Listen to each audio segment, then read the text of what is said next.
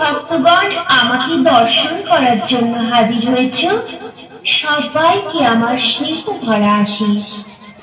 আমার সমস্ত ভক্তগণকে আশীর্বাদ করি, তোমাদের চলার পথ উজ্জ্বলময় হয়ে উঠবে, সবার পরিবার খুশিতে ভরে উঠবে, কর্মক্ষেত্রে তোমরা পাবে অগাধ সাফল্য, প্রত্যেকের সন্তান থাকবে দুধকে ভাতে।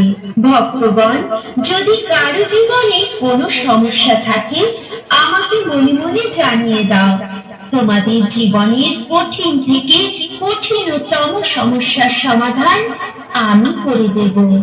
তোমরা সদা সর্বদা আমাকে স্মরণে রাখবে, আমার আশীর্বাদ সব সময় তোমাদের পাশে থাকবে।